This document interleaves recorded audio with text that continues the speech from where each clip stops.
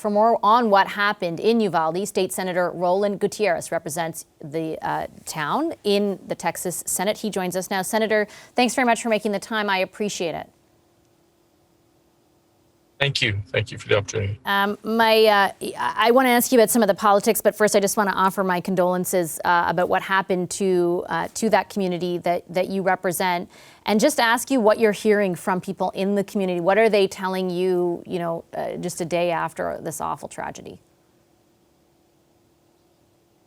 Yeah, it's just shock and devastation, extreme sadness. I mean, as you could imagine.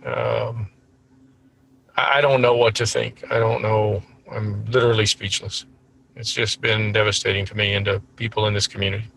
I was listening to an interview you gave in which you talked about going to the kind of area where family was meeting and where family was ultimately either reunited with their kids or told the worst possible scenario.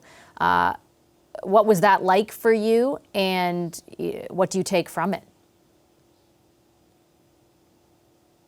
I'll tell you what, yesterday was an extremely hard moment for me, just to see families, waiting calmly and patiently and quietly praying, huddled together.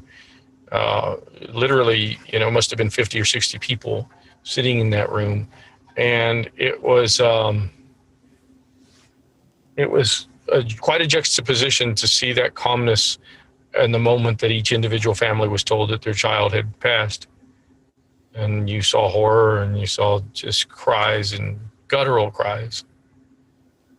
I just can't imagine that kind of pain. And, as a father of two girls, it really just struck me. I can't even imagine. And I'm so sorry for going through that, and also, of course, for those families. I can't even, I think we're all sitting there as parents thinking that is your worst nightmare.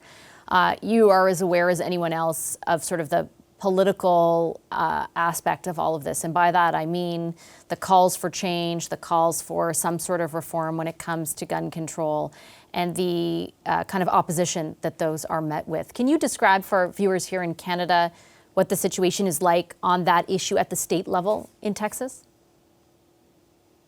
Yeah, I'm a Democrat in the legislature. The state of Texas both houses are controlled by the Republican Party.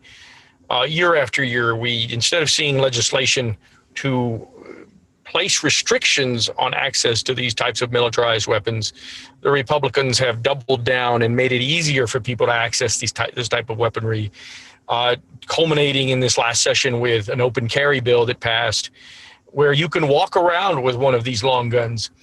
My staff sent me a video of my floor speech on that case, and I said on that bill, I think I said that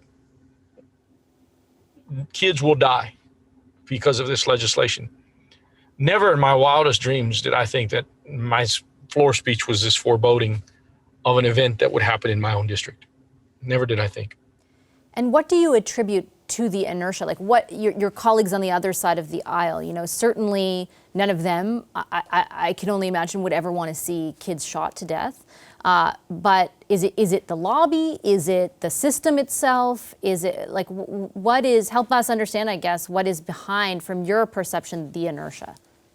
I don't know, because I'm a hunter, and, I don't have weapons like this. I don't know that many hunters that do. I don't know what the Republican Party's fascination is with these types of weapons, with their fascination with the NRA, short of just maybe power, of course, power and money that is given to their candidacies. At some point, you got to stand up to, even your strongest and most ardent supporters and tell them this is wrong. We don't need militarized weapons to be in the hands of 18-year-olds.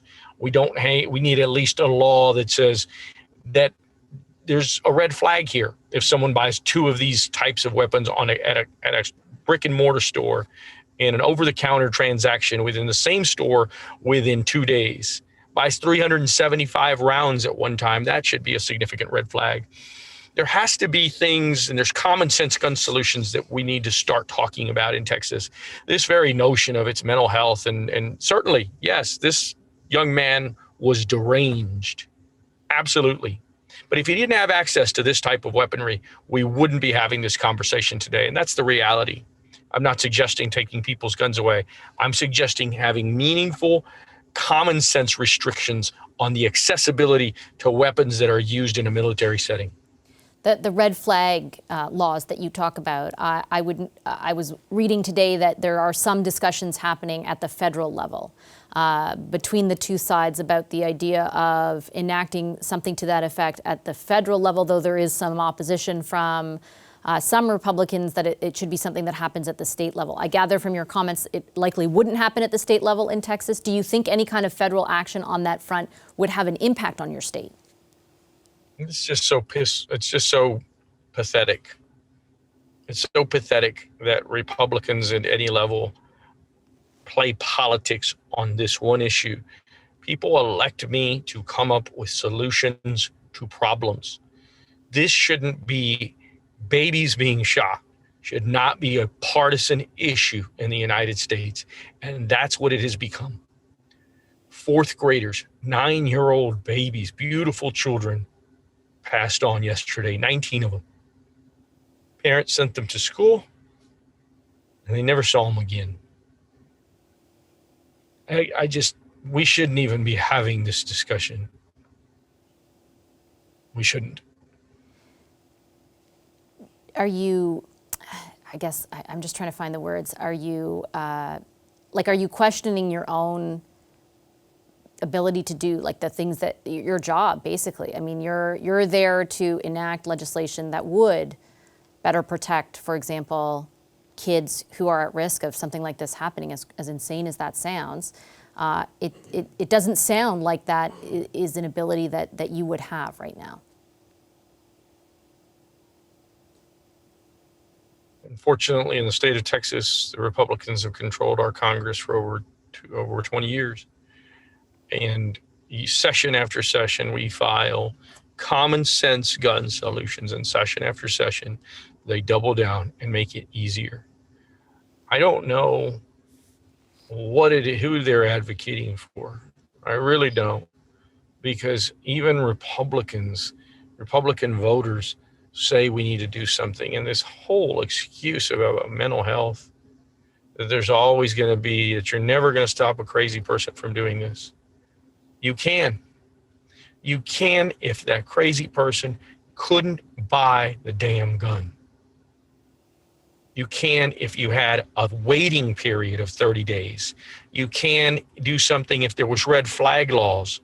You can do any number of things that would be common sense, sensible solutions that might limit the type of carnage that we observed here at this school. Senator, I'll leave it there. Thanks very much for your time this evening. That's Democratic Senator Roland Gutierrez in Texas.